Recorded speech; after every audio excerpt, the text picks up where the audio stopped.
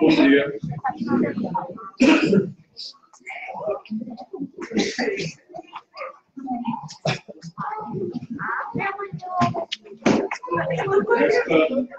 Esta será a quarta pregação da série Ídolos da Cultura e do Coração. Então, temos vindo, os vários pregadores têm vindo a falar sobre os Césares da nossa época. Lembram que no tempo de Jesus, César queria ser cultuado como Deus e todos tinham que falar que César era o Senhor.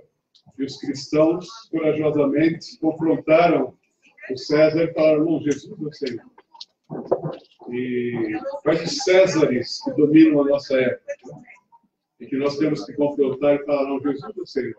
Mais ainda, esses ídolos, ou Césares, dominam a nossa cultura e querem conquistar o nosso próprio coração. Então, nós já falamos sobre Mamon, dinheiro, certo? Foi a primeira pregação dessa série. Como é que o dinheiro quer conquistar o nosso afeto, a nossa afeição, o nosso amor, a nossa dedicação e tomar o lugar de Deus no nosso coração. É isso que o ídolo faz, toma o lugar de Deus. Falamos um pouco sobre o secularismo, e particularmente sobre a religião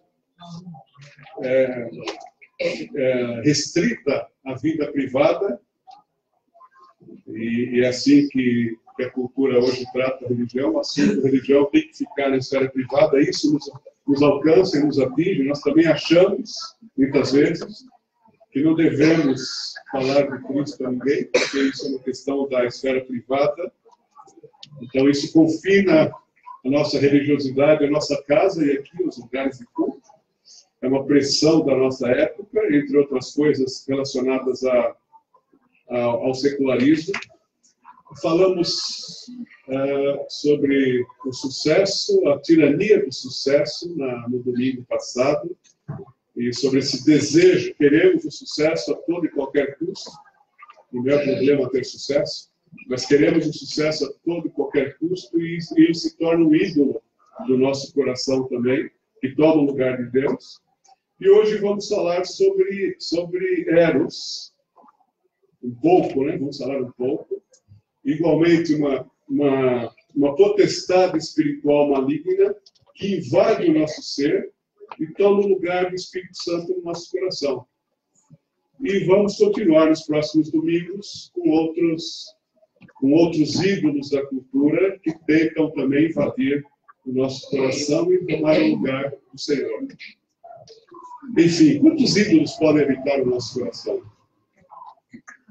Porque às vezes a cultura nos impõe e nós vamos assimilando sem perceber, muitas vezes, e já estamos moldados e já fazemos tudo igual, achamos normal, e o pecado fez isso mesmo. Com o pecado nós saímos da presença de Deus, fomos expulsos da presença de Deus, e fomos atrás de algumas outras coisas para preencher a falta de Deus na nossa vida. Essa é a raiz da idolatria. Só que isso ainda, mesmo tendo aceitado Cristo como nosso Senhor e Salvador, ainda estamos sujeitos a sermos influenciados por tantos ídolos que estão aí fora da cultura, e o nosso coração pecaminoso se inclina para se render a esses vários ídolos. Então, vamos falar um pouco sobre Eros hoje.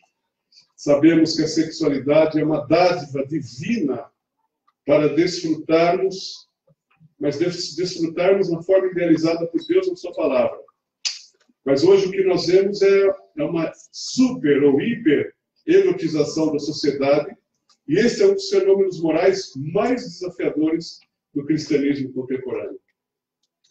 comportamentos e atitudes considerados imorais e até ilegais em um passado não muito distante, hoje são celebrados como ícones da sensualidade cultural e da liberdade de expressão. É verdade que, com a exposição crescente a essa estimulação erótica, vai acabar gerar nas pessoas uma necessidade de doses cada vez maiores e mais intensas do produto erótico que é exposto. Então, cria um ciclo de dependência e resulta numa desintegração social e nos relacionamentos humanos mais superficiais. E também, se nós olharmos bem, algumas propostas desse processo de erotização que está à nossa volta de uma forma intensa, representam um ataque frontal à santidade do casamento e ao conceito bíblico do sexo. Há um professor que escreveu um livro, The God of Sex, o nome dele é Peter Jones, e ele defende a tese de que sexo é um assunto espiritual e que as decisões tomadas a esse respeito transcendem o campo das preferências pessoais e encontram-se, na verdade, alicerçadas na perspectiva religiosa das pessoas. Romanos capítulo 1, alguns versículos lá, dão essa ideia, que as pessoas adoraram mais a criatura do que o Criador e por isso foram entregues à depravação na área sexual. Então, a questão sexual não tem a ver só com a revolução sexual que aconteceu lá nos anos 60, quando surgiu, então, a pílula anticoncepcional, e aí as pessoas separaram o sexo, o casamento e da procriação. Então, antes estava tudo junto na família, sexualidade, família, casamento, procriação, prazer também, mas com a revolução sexual isso foi separado. Não, o sexo não precisa estar confinado ao casamento, pode ser feito livremente de qualquer forma, em todo lugar. Então, é o resultado direto da espiritualidade que rejeita os valores cristãos.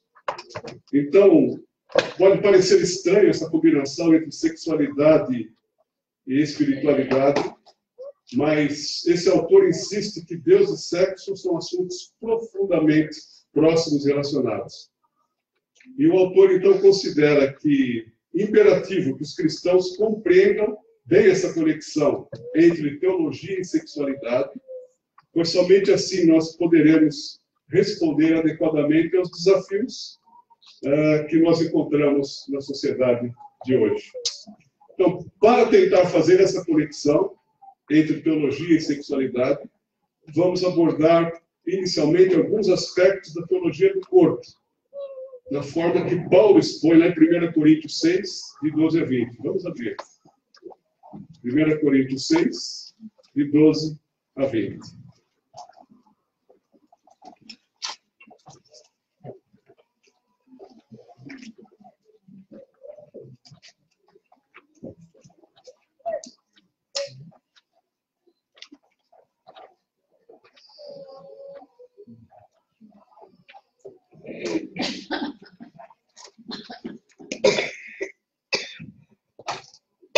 Eu vou ler, vocês podem acompanhar aí, e percebam quantas vezes a palavra corpo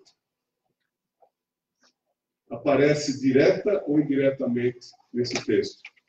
Então, o texto diz assim, 6, a partir do 12. Todas as coisas me são lícitas, mas nem todas as coisas convêm. Todas as coisas me são lícitas, mas eu não me deixarei dominar por nenhuma delas. Os manjares são para o ventre e o ventre para os manjares. Deus, porém, aniquilará tanto um como os outros. Mas o corpo não é para a prostituição, senão para o Senhor, e o Senhor para o corpo. Ora, Deus, que também ressuscitou o Senhor, nos ressuscitará a nós pelo seu poder. Não sabeis vós que os vossos corpos são membros de Cristo? Tomarei, pois, os membros de Cristo e falo-vos-ei membros de uma meretriz? De modo nenhum. Ou não sabeis que o que se ajunta com a meretriz faça um corpo com ela? Porque serão, disse, dois numa só carne. Mas o que se ajunta com o Senhor é o mesmo Espírito com ele. Fugir da prostituição. Todo pecado que o homem comete é fora do corpo. Mas o que se prostitui peca contra o seu próprio corpo. Ou não sabeis que vosso corpo é o templo do Espírito Santo, que habita em vós, proveniente de Deus, e que não sois de vós mesmos? Porque fostes comprados por bom preço. Glorificai, pois, a Deus no vosso corpo e no vosso espírito, os quais pertencem a Deus. Vamos orar mais uma vez. Senhor, diante da tua palavra, o nosso coração está grato, porque é a tua voz dirigida a cada um de nós essa manhã. Que privilégio nós temos de ouvirmos a tua palavra. Um Deus que se comunica conosco. E, Senhor, não queremos que esta palavra fique apenas na nossa mente, mas que essa palavra possa tocar o nosso coração, de acordo com a necessidade de cada pessoa aqui presente. Vou começar comigo. Então, que o teu Espírito Santo nos assista de uma forma especial e transformadora. É o que pedimos com gratidão no nome de Jesus. Amém. Olha, eu marquei aqui que a palavra corpo aparece diretamente 8 vezes nesse texto e indiretamente mais ou menos 4 ou 5 vezes. Mas, quando o Evangelho sai do contexto judeu, ou do contexto judaico, e no contexto judaico existia lei e tinha alguns princípios de moralidade, mas quando o Evangelho se espalha pelo mundo, o que encontra nas outras localidades é uma enorme devassidão. Então, quando Paulo e os outros cristãos que saem de Jerusalém chegam em algumas cidades, e aqui é a cidade de Corinto, eles encontram uma enorme devassidão. Corinto era uma cidade grega, nós sabemos, uma cidade comercial importante, tinha mais ou menos 250 mil habitantes, e era local de culto de vários deuses pagãos. Corinto tinha 2 portos importantes, era um local de passagem, muitos estrangeiros, muitos visitantes por causa da passagem, a economia se movimentava bem. Então, mas lá tinha o templo, um dos templos conhecidos, e nós já sabemos disso, era o templo de Afrodite, ou Vênus, para os romanos, é a mesma, mas era a deusa do amor, da beleza, da sexualidade, da fertilidade, enfim. E dizem os historiadores que desse templo de Afrodite, 1000 sacerdotisas saíam aos finais da tarde, desciam até a cidade e vendiam seus corpos, ou seja, se prostituíam como parte do ritual do culto a Afrodite. Então a cidade era conhecida por sua luxúria e também tinha uma importância, porque ela sediava alguns jogos istmicos, que à semelhança dos Jogos Olímpicos que se realizavam em outras cidades. Então era uma cidade com a sua importância, mas ela tinha uma situação de bastante devassidão. Era uma cidade super erotizada, como a nossa sociedade hoje é. E alguém já falou isso aqui do público algumas vezes, que quando usava-se o verbo corintianizar, mais ou menos isso, ou corintar, não sei a melhor tradução, quando alguém queria mencionar depravação sexual, falava-se, ou acusava-se, ou usava-se o verbo que mencionava, então, a cidade de Corinto. Então, é nesse ambiente completamente depravado e dominado por eles que Paulo planta uma igreja cristã. Então, a igreja nasce, as pessoas começam a vir a Cristo, os convertidos, claro, foram perdoados dos seus pecados, deixaram essa vida promíscua, mas, claro, ainda tinham muitas dúvidas no seio da igreja e ainda, mesmo dentro da igreja, ainda tinham procedimentos questionáveis. Nesta área sexual, em outras também, mas estamos a falar disso, como, por exemplo, um tal fulano que dormia com a própria madrasta. E Paulo teve que tratar desse assunto. Então, claro, o pessoal vem para a igreja ainda cheio das questões que viviam lá fora, né? Era o modo de vida. Então, é um processo de santidade que começa, as pessoas começam a mudar. Então, nesse texto, do capítulo 6, e também no começo do capítulo 7, Paulo, sabiamente, então, discorre sobre a ética sexual cristã. Então, olha, ele viu a necessidade de ensinar a igreja, naquele meio depravado, como é que é a ética sexual cristã. Então, nesse ambiente erotizado, como o nosso, que nós vivemos hoje, totalmente erotizado, ele começa a ensinar os cristãos a resistir à pressão da cultura, né? E ensina os cristãos a ter uma vida sexual saudável e agradável a Deus. E ele começa isso, nesse capítulo 6, a partir do que podemos chamar de teologia do corpo. Mas antes de falar um pouco sobre os aspectos teológicos do nosso corpo, ele primeiro rebate os argumentos que alguns integrantes da igreja apresentaram. Então, um dos argumentos está no versículo 12, diziam que poderiam continuar na sua vida de lascívia por causa da liberdade alcançada em Cristo. Ou seja, alguns cristãos, desses novos cristãos, diziam que, olha, Deus os fez seres sexuados, então eu posso usar livre e naturalmente a minha sexualidade, porque eu sou livre em Cristo. Todas as coisas me são lícitas, diziam eles. E ao que Paulo, então, contrapõe e acrescenta que a liberdade cristã tem os limites. Ele fala assim, as coisas são lícitas, mas nem tudo convém. Nem tudo vai levar a um fim proveitoso. E para além disso, Paulo diz, sim, todas as coisas são lícitas, mas eu não vou me deixar dominar por nenhuma delas, porque a impureza sexual escraviza, vicia e tem poder sobre a minha vida. Não, isso não vai ter poder sobre a minha vida. Então, Paulo começa, assim, a rebater os argumentos que esses novos crentes, vindo dessa cultura totalmente erotizada, trazem para dentro da igreja.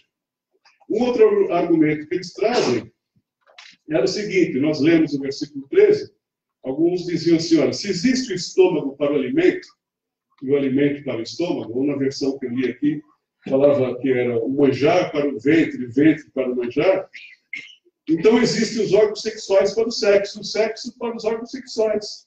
Isso é natural e óbvio. Alguns cristãos estavam a dizer. Então Paulo rebate ao afirmar que o corpo não é para a prostituição ou para a impureza sexual. E essa palavra aí aparece muitas vezes também, a palavra porneia. A palavra porneia designa todo tipo de impureza sexual. Pode ser o adultério, pode ser a prostituição, pode ser a bestialidade, pode ser o sexo entre pessoas, a sexualidade entre pessoas do mesmo sexo, pode ser hoje, né, pornografia, masturbação, que está associada à pornografia, pedofilia, troca de casais, ou seja, todo tipo de impureza sexual cabe dentro dessa palavra que Paulo usa nesse texto, que é porneia. E cada Bíblia aí dá uma tradução, ou impureza sexual, em alguns momentos é de fato prostituição, mas cabe tudo aí. Então, Paulo está dizendo que o corpo não é para a porneia, mas sim para Cristo, assim como Cristo é para o corpo. Em outras palavras, ele diz, o nosso corpo está para Cristo e Cristo está para o nosso corpo. Ele faz essa relação associando Cristo ao nosso corpo. E esse mesmo princípio serve para rebater os argumentos atuais a favor do vale tudo na sexualidade humana e que tenta se justificar hoje dentro das igrejas também. Então, esse é um argumento forte que Paulo coloca, que o nosso corpo está para Cristo e Cristo está para o nosso corpo. Então, eles tentaram fazer uma associação de alimento, estômago, órgãos sexuais de sexualidade, Paulo, opa, espera. Nosso corpo não foi feito para a porneia. Então, hoje vemos a perversão do conceito de amor, e as pessoas falam em fazer amor, quando, na verdade, isso está simplesmente reduzido a paixão e sexo. Enfim, há uma série de argumentos que Paulo nos ajuda a confrontar quando ele dá essa correlação entre corpo e Cristo. É verdade que nós podemos afirmar que todo desejo humano, e nós já afirmamos isso, aponta, em última instância, para o nosso profundo desejo do Senhor. Nosso desejo mais profundo é Deus. Nós perdemos lá atrás, quando fomos expulsos por causa do pecado. E todos os outros desejos representam essa busca, essas saudades do Senhor. O nosso desejo por sexo, por união física, indica, então, o nosso profundo desejo de união espiritual com o Senhor. E o versículo 17, que nós lemos aqui, apoia essa ideia. Mas o que se ajunta com o Senhor é o mesmo Espírito com Ele. Então, o que Paulo está defendendo, ao invés da nossa união física com base na porneia, que a gente se ajunte espiritualmente com o Senhor. E é interessante essa associação do corpo e Cristo que Paulo faz no capítulo 7, um pouquinho abaixo. Paulo faz novamente esse tipo de correlação. Ele diz: o corpo da mulher está para o marido e o corpo do marido está para a mulher. E ele caracteriza, então, o casamento como lugar seguro para o exercício da sexualidade. Ele diz: por causa da porneia, no 7:2, por causa da impureza, da imoralidade sexual, cada um tem a sua esposa, e cada uma tem o seu marido. Então, ele coloca claramente, dentro da ética sexual cristã, a sexualidade para ser desfrutada no casamento. E o casamento, nós sabemos, tem um forte simbolismo, utilizado em toda a Bíblia, do tipo de relacionamento que Deus quer ter com o ser humano. Um relacionamento de profunda intimidade e de amor para todo sempre. Bom, depois de rebater esses argumentos que os novos crentes de Corinto apresentam, Paulo apresenta alguns aspectos importantes da teologia do corpo. É verdade que a Bíblia sempre considerou o corpo como uma bela obra de Deus. O homem é uma unidade de corpo, alma, espírito e coração. Nós somos um, não somos três, vamos separar as coisas? Não, nós somos um só. Mas é claro que o corpo é tão importante que no mistério da encarnação, o Filho de Deus assumiu a nossa carne. Ele teve um corpo. O próprio Jesus teve um corpo. Por isso é que a fé cristã entende a grandeza do corpo humano e a necessidade de valorizá-lo e protegê-lo desde a gestação materna. Claro, é através do nosso corpo que nós nos relacionamos com tudo e com todos. O nosso corpo é bom, como Deus afirma na criação, ou muito bom, e não será descartado. O nosso corpo será ressuscitado, assim como Cristo foi ressuscitado e recebeu um corpo glorificado. No versículo 14, Paulo fala disso. Olha, esse corpo vai ressuscitar. Ou seja, ao nosso corpo está destinado um fim especial. Espiritualmente, nós já fomos ressuscitados com Cristo. Falta-nos apenas enfrentar o último inimigo, que é a morte física, para então recebermos um novo corpo pela ressurreição. Vamos ter um corpo glorificado. E Cristo é a nossa garantia. E nos versículos 15 e 16, Paulo, na sequência desses aspectos da teologia do corpo, ele diz que o nosso corpo, os nossos membros, são expressão física, visível do próprio Cristo que habita em nós. E como tal, não vou levar Cristo à impureza sexual. Não vou levar Cristo à porneia. Ele fala, como é que eu vou levar Cristo à porneia? Como é que eu vou levar Cristo ao adultério? Como é que eu vou levar Cristo à pornografia? Então, ele afirma no versículo 15, de modo nenhum. De modo nenhum. Então, para concluir, Paulo dá alguns conselhos. Ele diz lá no versículo 18, foge da porneia, ou seja, da impureza sexual. Todos os pecados são iguais perante Deus, mas as consequências são diferentes. A impureza sexual, essa porneia, é pecado que agride o próprio corpo, o próprio ser. E agride de várias maneiras. A primeira é na própria dignidade concedida por Deus ao corpo. Além de outras coisas, doenças, vícios, dificuldades emocionais, etc. Mas ele diz aqui que, primeiro, que a porneia é pecado, e é um pecado que agride o nosso próprio corpo, a dignidade que Deus deu ao nosso corpo. Por isso ele diz, foge da porneia, foge da impureza sexual.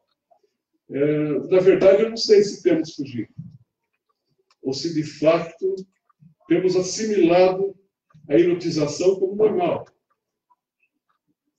E neste caso, quando consideramos algo normal, nós passamos a pensar, a agir, a reagir, a comunicar, enfim, a viver conforme a lógica sensual ao nosso redor. Nós passamos a viver assim.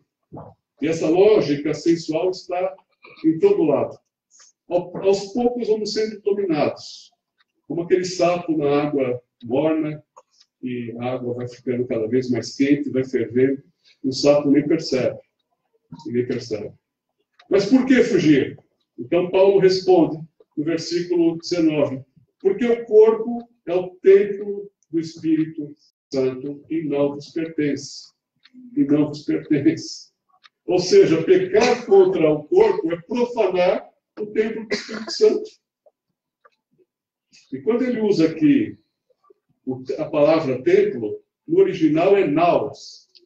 E essa parte é aquele santo dos santos, é o santíssimo, onde o Senhor habita. Aquela parte interior do templo em que a presença de Deus, a glória de Deus se manifesta. Então, aí no versículo 20 ele diz, pois o vosso corpo foi redimido, comprado por um preço. Portanto, eu não tenho a liberdade de fazer o que eu quero com um corpo que não me pertence. Ou seja, o nosso corpo foi criado por Deus, foi redimido ou comprado por Jesus Cristo e é habitado pelo Espírito Santo. É o templo do Senhor. Por isso ele conclui no versículo 20.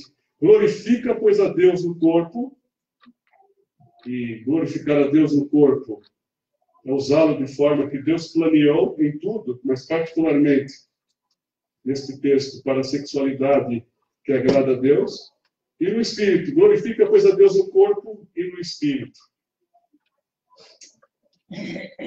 Templo é lugar de glorificação a Deus e não de profanação. Então, Paulo está a falar duas coisas aqui.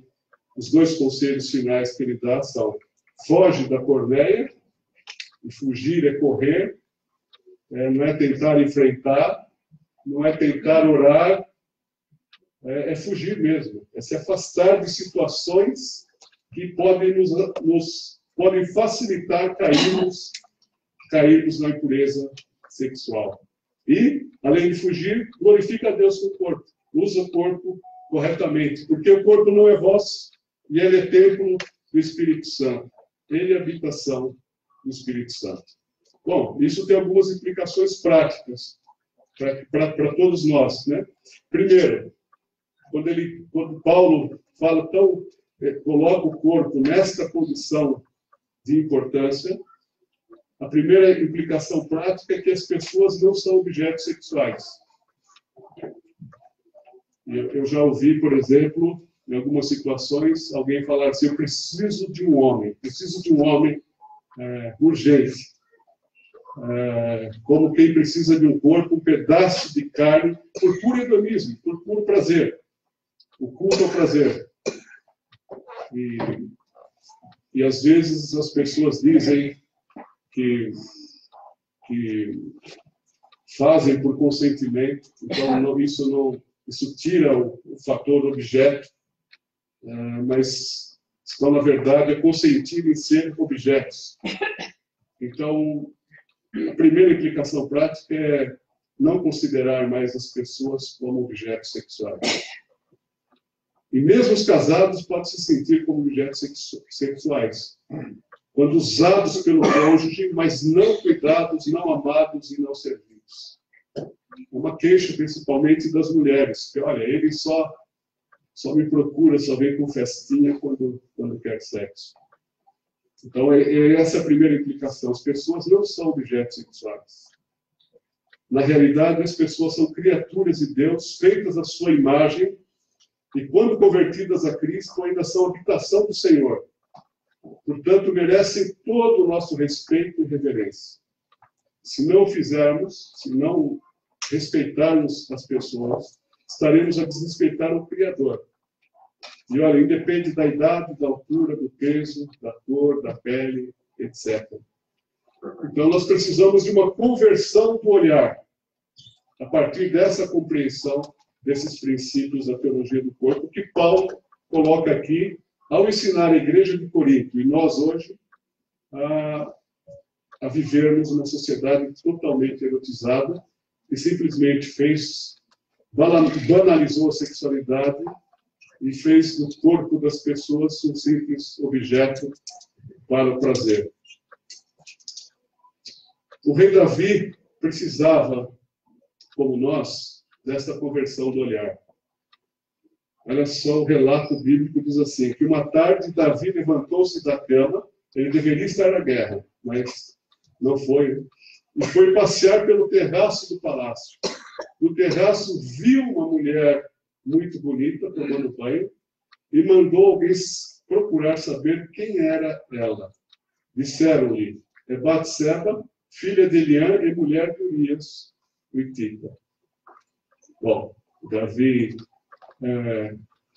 mandou que a trouxessem, tiveram sexo, e ela voltou para casa, ficou grávida.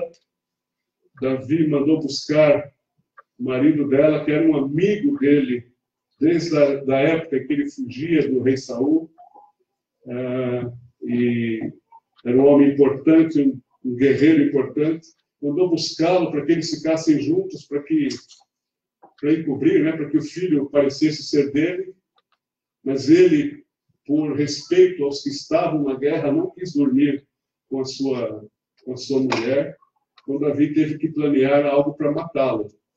E assim foi, e ele então, Davi trouxe para o palácio, nasceu um filho que morreu, e depois o filho seguinte foi Salomão, que todos nós conhecemos. Mas tudo começou porque Davi viu esta mulher e considerou-a mais um objeto que poderia ser usado para o seu prazer. É verdade, não há problema em ver uma pessoa bonita, bela, atraente, mas vamos ser honestos. Em quantos segundos esse olhar se transforma em desejo pecaminoso? Interessante, Jó escreveu assim, eu fiz um acordo com os meus olhos em não olhar com desejo para as raparigas, com esse desejo pecaminoso. E nessa conversão do olhar, precisamos avaliar também. Se ainda continuamos a olhar para as pessoas como objetos sexuais, e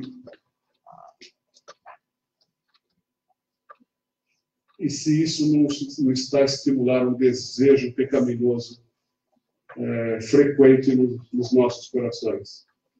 Mas também outra consequência imediata desse texto é a purificação da imaginação. No versículo 20, Paulo fala de corpo e espírito, ou seja, o nosso ser interior, que é um só, ou corpo e coração. E por que isso? Porque a nossa imaginação tem o poder de afetar o corpo. Aquilo que passa pela nossa imaginação afeta o nosso batimento cardíaco, os odores, os fluidos do nosso corpo, etc. E Jesus ensinou assim, vocês ouviram o que foi dito, não adulterarás. Mas eu lhe digo, qualquer que olhar para uma mulher para desejá-la, já cometeu adultério com ela no seu coração, lá na pessoa.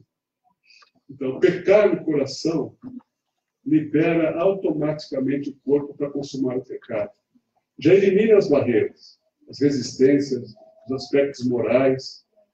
Ou seja, já ficamos prontos para pecar, para ceder ao desejo e cair na porneia, né, na impureza sexual. É por isso que Jesus trata o interior, pois a vida cristã é de dentro para fora. Há um autor grego que escreveu assim: aquilo que alcançamos dentro de nós mudará a realidade exterior. Então, precisamos avaliar também, não só o nosso olhar, mas também a nossa imaginação. E a imaginação de Davi era espetacular, tanto para o bem quanto para o mal. O Salmo 23, há tantas metáforas de Davi que levam o nosso ser interior a assimilar mais facilmente a verdade pastoral e cuidadosa de Deus. O Senhor é o meu pastor e nada terei falta. Ele nos leva a imaginar Deus como nosso pastor e nós como ovelhas. Então, este salmo traz conceitos para o nosso coração e toca as nossas emoções quando nós paramos e meditamos nesse salmo. Esse é o papel da imaginação, é ligar o racional e o emocional. E nos ajuda a experimentar e ancorar na memória e na alma estas e outras realidades espirituais. Mas, por outro lado, a imaginação também pode ser usada para o pecado, né? Podemos ir para a cama com quem quisermos através da imaginação. Podemos, com quem quisermos. Imaginamos aqui, nosso corpo já é alterado de várias maneiras, nós sabemos disso. Né? E Davi usou a imaginação para o pecado também. Ao olhar para a beleza de Batseba, a imaginação de Davi levou-o a desejá-la ardentemente. Ela mexeu com suas emoções e paixões de tal maneira que, antes do ato físico em si, ele já experimentou o adultério no seu próprio coração. Ele já estava pronto. As barreiras já foram deitadas fora. Pode vir que já estou preparado, estou totalmente pronto, não há nenhuma restrição. E é interessante isso, porque não basta apenas ter um conceito racional e intelectual, por exemplo, sobre os mandamentos: não adulterarás e não cobiçarás a mulher do próximo. Davi sabia disso. Mas só saber dificilmente resiste a algo que a imaginação possibilita experimentar na alma. Então, com o intuito de libertá-lo, o profeta Natan penetra na imaginação de Davi. Davi não assumia o seu pecado. Mas o profeta penetra na imaginação de Davi e conta-lhe uma historinha. Natan poderia chegar, se fizer, tu mataste, tu adulteraste. Não. Ele conta uma história, penetra na imaginação de Davi. Essa história está lá em 2 Samuel 12, 1 e 13, um homem simples e um homem rico. E essa história toca o coração de Davi, ele reconhece e confessa os seus pecados, adultério e homicídio, e recebe o perdão do Senhor. Os 2 salmos que nós lemos aqui hoje, durante o louvor, foram escritos por Davi e relatam a extraordinária libertação de Davi através do reconhecimento do seu erro, da confissão do seu pecado, do arrependimento sincero de Davi, seguido do perdão e da restauração do Senhor. Pode ser o caso de alguém aqui precisar estar a fazer isso. Arrepender-se do pecado, no caso, pecado de natureza sexual, com a certeza de que o sangue de Cristo nos purifica de todo o pecado. Mesmo que seja só um pecado no coração, continua a ser pecado. Continua a ser pecado. Pode ser que existam aqui pessoas que estão metidas na porneia, em algum tipo de impureza sexual, mesmo que seja só no coração.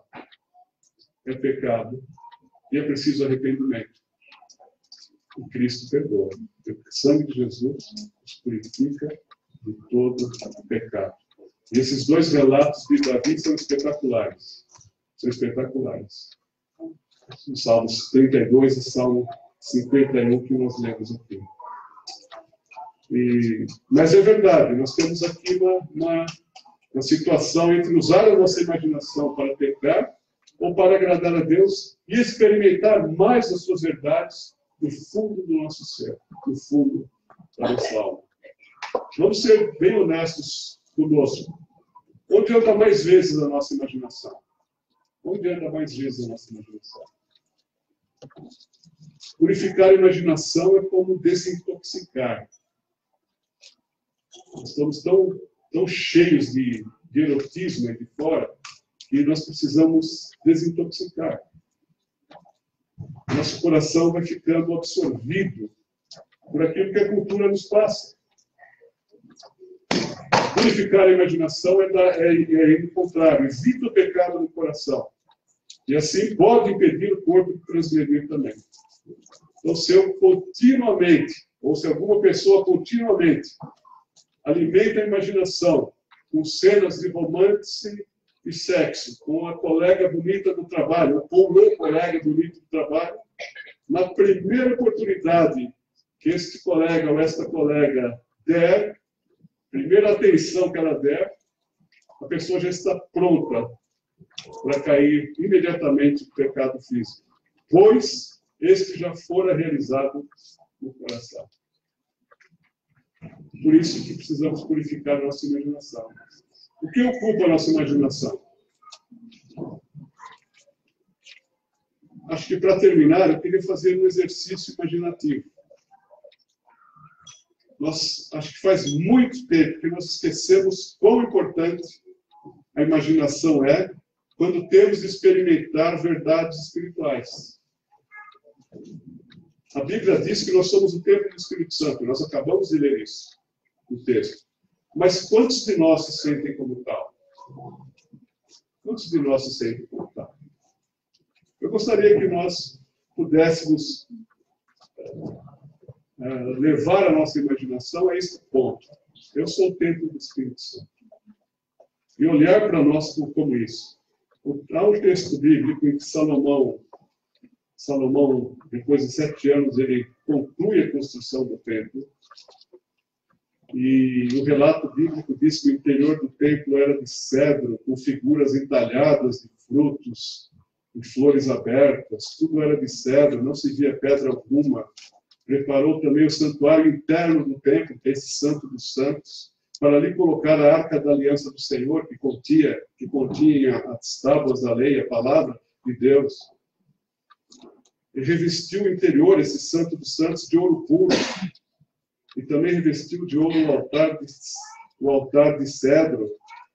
Depois tinha lá os anjos, que ele revestiu tudo de ouro. Ou seja, o templo era preparado, era cuidado, para que uma hora a glória do Senhor pudesse se manifestar. Como é que está o nosso templo interior? Nós somos o templo do Espírito Santo. Vamos levar o nosso pensamento para essa realidade que a Bíblia fala claramente.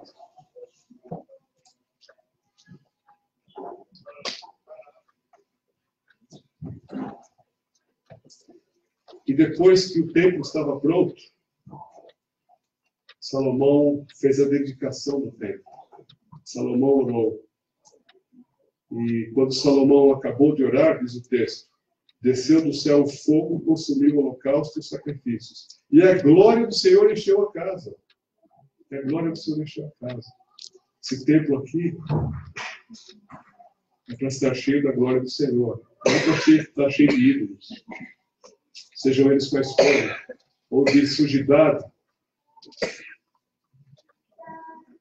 Salomão ofereceu um sacrifício de 22 mil bois e 120 mil ovelhas. Assim o rei e todo o povo consagraram a casa de Deus. Nós somos o sacrifício vivo desse templo. De noite apareceu o Senhor a Salomão e lhe disse, olha, na inauguração do templo, se o meu povo, sobre quem foi invocado o meu nome, se humilhar e orar e buscar a minha face, e se desviar dos seus maus caminhos, eu ouvirei do céu, perdoarei os seus pecados e curarei a sua terra. Agora estão abertos os meus olhos e atentos os meus ouvidos à oração que se fizer nesse lugar, no templo. Pois agora escolhi e santifiquei esta casa para que nela esteja o meu nome para sempre, e nela estarão fixos os meus olhos e o meu coração em todo o tempo.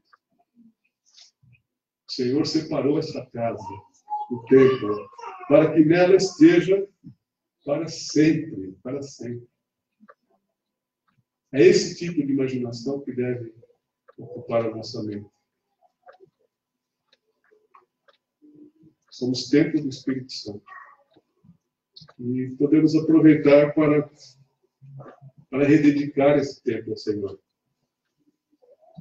Teresa d'Ávila, uma vez, no seu livro, acho que é o Palácio Interior, ela escreve assim: se eu soubesse que aqui habita, nesse palácio, nesse templo, habita um rei tão poderoso como o Senhor, eu teria mantido mais limpo, mais bonito. Como Salomão fez aqui. Então, eu gostaria de terminar de maneira que nós pudéssemos reivindicar o templo do Espírito Santo ao Senhor. Que o seu fogo, né, possa consumir o que não presta, e que a glória do Senhor possa encher a casa e tirar o lugar de tanto lixo que nós deixamos entrar aqui, que a cultura nos impõe e vamos assimilar. E a erotização é um grande lixo. É a porneia, que Paulo diz, é pecado, e pecado contra o corpo. É profanação do templo. Paulo escreveu nesse texto. E isso aqui não é para apontar o dedo para ninguém, porque eu sou igual a qualquer um de vocês. Estamos todos no mesmo barco. E lutamos contra isso o tempo todo. Lutamos contra isso o tempo todo. Sejamos honestos. Esse é um problema diferente para cada um de nós, mas é um problema real.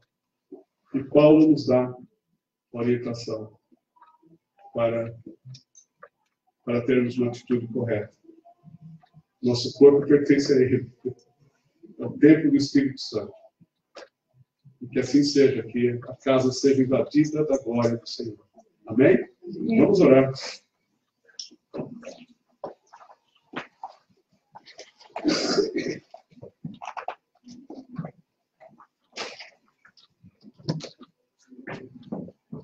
Senhor, nós precisamos do Senhor. Que o Teu Espírito nos ajude a deixar que esta palavra possa fazer a diferença no nosso coração, possa transformar a nossa vida para que ela seja mais agradável ao Senhor. Somos gratos porque somos templo do Teu Espírito Santo. Obrigado por Tua habitação em nós. Obrigado pelo perdão dos nossos pecados. E nós queremos rededicar o nosso templo interior ao Senhor, para que a Tua glória se manifeste. Em Teu nome, Jesus. Amém.